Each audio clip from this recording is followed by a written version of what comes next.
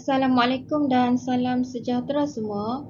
So, dalam video ni kita akan belajar chapter 10.2 Superposition of wave.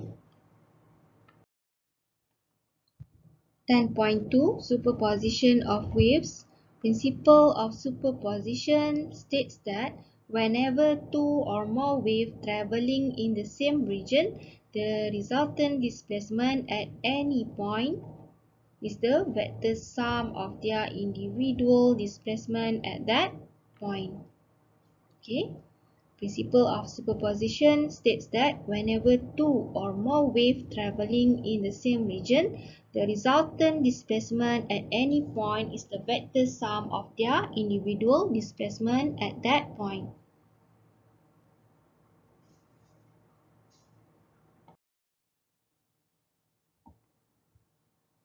So, ini adalah contoh superposition of transverse wave.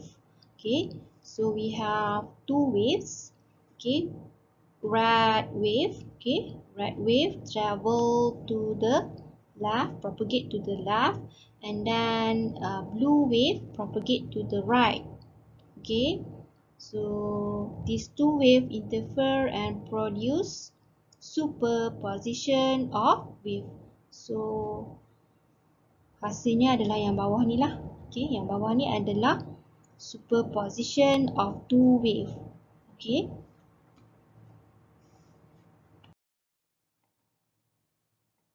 Interference is defined as the interaction or superposition of two or more wave motions. Constructive interference is the resultant displacement is greater than displacement of the individual wave. Okay, contoh kita ada two wave. Okay, so dia akan produce constructive interference. Okay, yang mana dia akan produce amplitude dia menjadi double. Okay. So, constructive interference occur when Y1 and Y2 have the same wavelength, frequency, and in phase each other, where delta phi equals 0, 2 pi, 4 pi, 6 pi, 8 pi, 10 pi, dan seterusnya.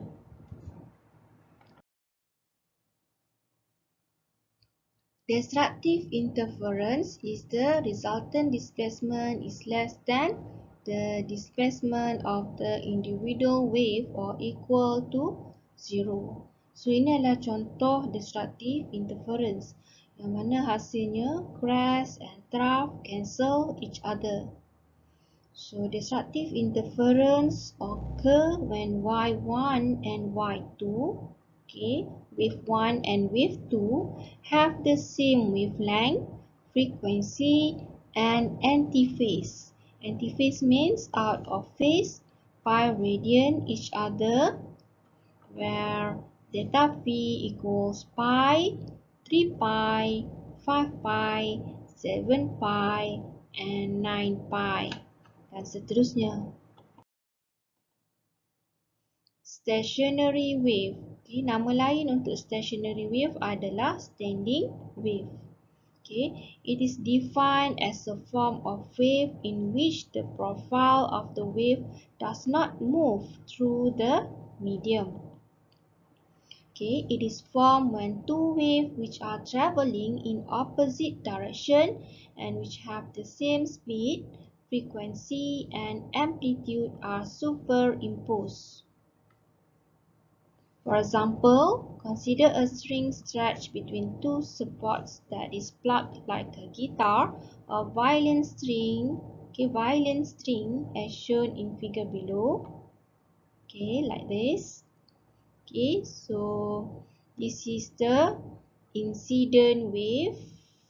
Okay, and when the string is plucked, okay, so this is the incident wave. So bila dia reach dekat end of this string, so dia akan reflect.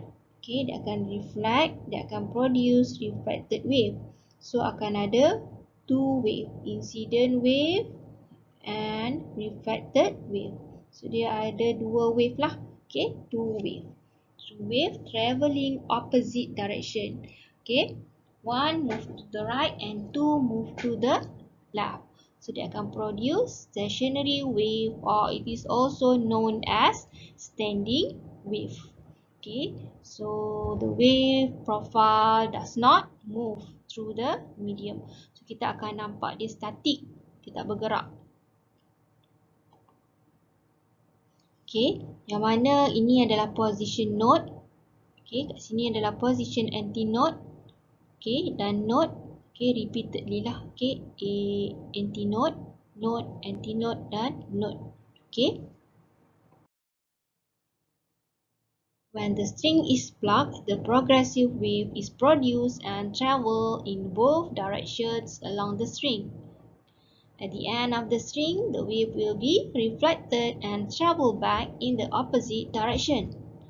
After that, the incident wave will be superimposed with the reflected wave and produce the stationary wave with fixed nodes and antinodes as shown in the figure. Okay, node is defined as a point at which the displacement is zero, okay, y0, where the disruptive interference occurs. Antinode is defined as a point at which the displacement is maximum, okay, y is at amplitude, where the constructive interference occurs. So this is equation of stationary wave. Okay, by considering the wave functions for two progressive wave. Okay, so ini untuk wave 1 moving to the right. So it is given by A sin omega t minus kx. Okay, minus kx maksudnya wave propagate to the right. Okay, and then wave 2 propagate to the left. Okay, plus kx. So ada wave 1 move to the right and wave 2 move to the left. Okay, so equation untuk kedua-dua wave ni diberikan oleh y equals A sin omega t plus minus kx lah. Move to the right akan jadi minus kx, move to the left akan jadi plus kx. Okay. Okay, so dia akan produce standing wave. Okay, dia akan produce standing wave dan kita apply principle of superposition. Okay, so kita tambah y1 and y2. Okay, so A sin omega t minus kx plus A sin omega t plus kx. Okay, so ini adalah mathematics. Okay, so hasilnya kita akan dapat y equals to A sin omega t cos kx, yang mana A besar ni adalah bersamaan dengan 2 kali amplitude dah. Okay, ini maksudnya y1 dan y2 mempunyai amplitude yang sama. Okay, contohnya kalau kita buat equation yang spesifik, okay, kita tulis specific equation. Okay, contoh dekat y1 ni, A ni nilai dia adalah 5. Okay, maksudnya amplitude dia adalah 5 dan y2 pun amplitude 5. Jadi untuk A kat bahagian ni akan jadi 10. Okay, dia 2 kali amplitude A. So amplitude kat situ akan jadi 10. So ini adalah equation untuk stationary wave ataupun juga dipanggil standing wave. Y equals A cos kx sin omega t. Okay. Okay, so untuk equation stationary wave ni, untuk step untuk dapatkan equation stationary wave ni, kamu tak perlu ingat. Okay, kamu just ingat hasil dia sahaja pun boleh. Okay, y equals A cos kx sin omega t. kamu ingat dekat part ni saja. Stationary wave ataupun standing wave equation adalah y1 tambah y2, and then kamu tulis equation y1 dan y2 dan terus skip kepada hasil equation yang ni pun boleh. Okay, y equals a cos kx sin omega t. Okay, a is the amplitude of the stationary wave and a is amplitude of the progressive wave. Okay, so there are three types of amplitudes used in describing stationary wave. Okay, first, the amplitude of the individual wave A, amplitude of progressive wave, and the amplitude of stationary wave is equals to A. And then the third one, the amplitude of the simple harmonic motion of the particles in the medium. Okay, the amplitude of simple harmonic motion of the particles in the medium. Okay, a given particle in stationary wave vibrate within the constraint of the envelope function a cos kx. Okay, so 2a cos kx equals a cos kx. Okay.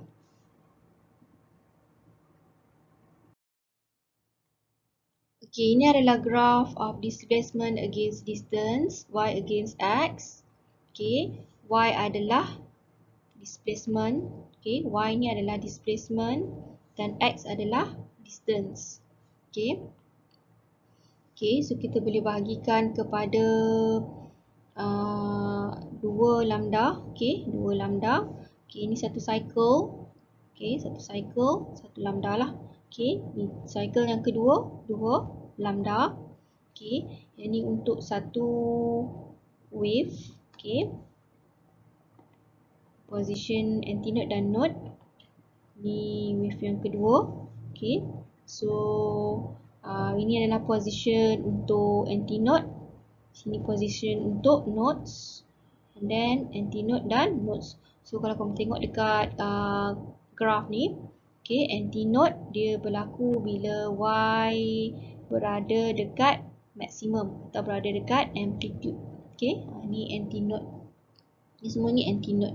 Okay, yang saya letak cursor ni.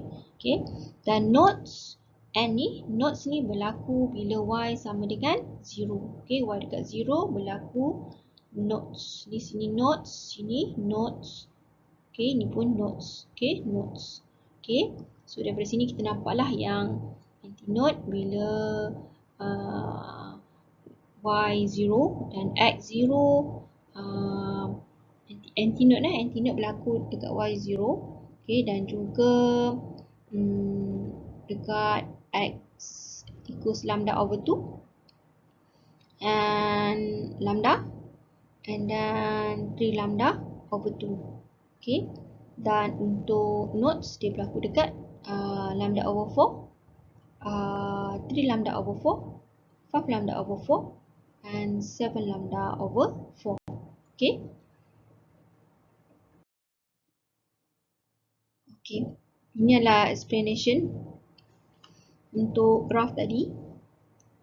Okay, so nodes berlaku dekat y equals 0. Okay, ni adalah nodes y0. Ni semua nodes. Ni nodes berlaku dekat y equals 0.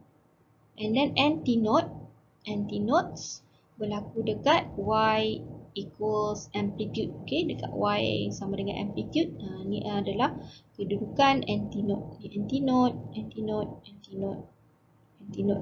Okay. So distance between two successive antinodes or nodes is equals to lambda over 2. Jarak antara dua antinodes yang berturutan. Okay. Dua antinode yang berturutan ataupun dua nodes yang berturutan. Antinode dengan antinode yang berturutan. Okay. Adalah lambda over 2. Dan distance between two successive antinodes and nodes. Okay, jarak antara antinode dan nodes adalah lambda over 4. Okay, so macam ni jarak antara antinode dengan antinode yang berikutnya adalah lambda over 2. Jarak antara nodes dan nodes yang berikutnya adalah lambda over 2. And then jarak antara antinodes dengan nodes, antinode dan node yang berikutnya adalah lambda over 4. Okay. Okay, sekarang kita nak discuss progressive wave and standing wave. Okay, kita nak compare antara progressive wave dan standing wave.